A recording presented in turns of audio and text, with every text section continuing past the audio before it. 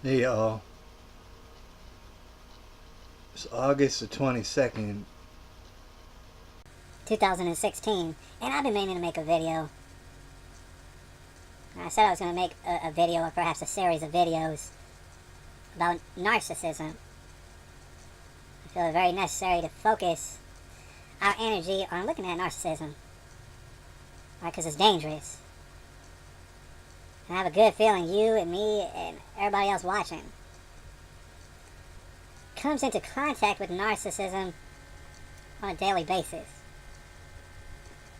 What I want to warn about it is that it is destructive. Right? It's perhaps the most destructive element in current events today and probably forever.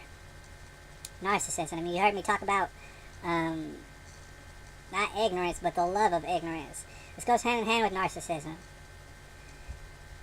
Inevitably, narcissism and the love of ignorance is the same thing. Right? And I'm talking today with you just so you don't get confused.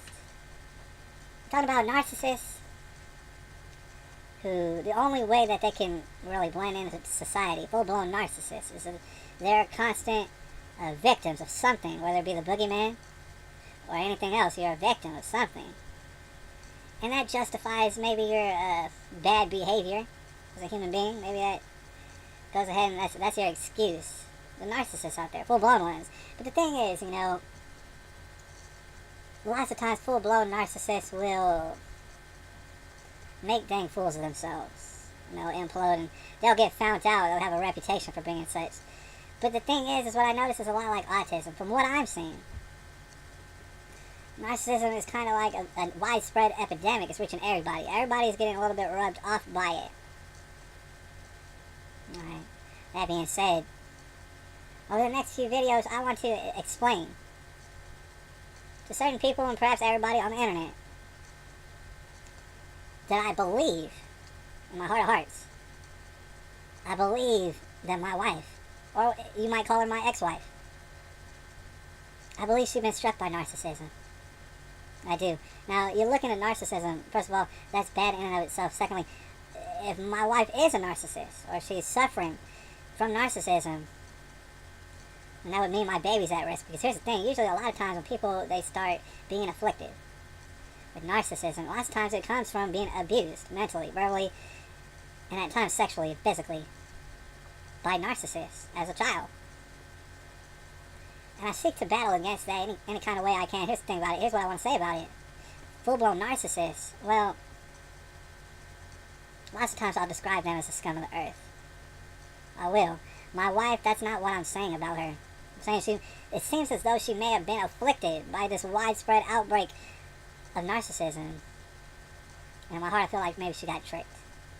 That isn't to say she could be with whoever she wants to. I mean, that's her own prerogative, but still at the same time, I feel like she's been afflicted. And here's the thing, I don't hate this lady. In fact, I love her. Alright? I'm not here to say anything bad about her, but here's what I'm saying is, what I want to do is help if I can. I want to help not only my wife, ex-wife, whatever. I want to help anybody out there who may or may not be on the fence line. I'm thinking maybe it's a good idea to announce to the world that I am a victim forever and ever, and that everybody owes me stuff, and I can trample on anybody just because I've been trespassed on. Alright? I'm not trying to say I hate my wife or hate other people who truly are the victims of transgressions, which I don't agree with. Alright? I empathize with people who've gone through some stuff. I've been through some stuff, and I've known a lot of people who've been through a lot more stuff. A lot more. And before I make these series of videos, the reason I want to make this video is a lot of people might look at me, the things I describe. If they watch me closely or whatever, they see my videos, right? They might look at me and say, well, I can kind of see some narcissism in you. A little bit. You claim this and that person is a perpetrator of some sort of crime, and somehow that's messing up your life, and you're angry about it, and you speak out against it. For example, like the ideas of child support. For example, the thing is, I speak out against child support. It's a terrible, terrible institution. At the same time, I gotta admit to you, I don't mind paying it. I really don't. The thing is, I was made to agree to pay this thing, and lots of times it's crippling. Lots of times, but This isn't a channel where you can watch me say, woe is me, I got it so bad and so hard, and people should feel sorry for me. Alright, it's not about me paying child support. I'll pay child support. I've been paying child support. I continue to do it. I'm not really complaining on that level, but what I'm saying is child support is an institution that doesn't work at all. In fact, it encourages bad behavior. It absolutely does. That's not to say everybody who gets child support is out there acting bad. I don't know. I don't know if they are. But I speak against stuff. Right? And what you need to understand, what I want you to understand at least, is that Christians, real Christians, and you don't know many of them. You don't. I promise that you don't. Right? Real Christians will speak out against stuff. And will judge stuff. Right? But what I'm asking you to remember is that real Christians, they are going through something just like everybody else. It's called the tribulation. The difference is that real Christians understand that it's a tribulation. They understand that bad times have come, and they're going to come more and more. It's the state in which we're in right now. But inevitably, not only do they blame certain folks, not only do they judge certain folks, but what they wind up doing is forgiving certain folks. And the reason is because there's power in forgiveness.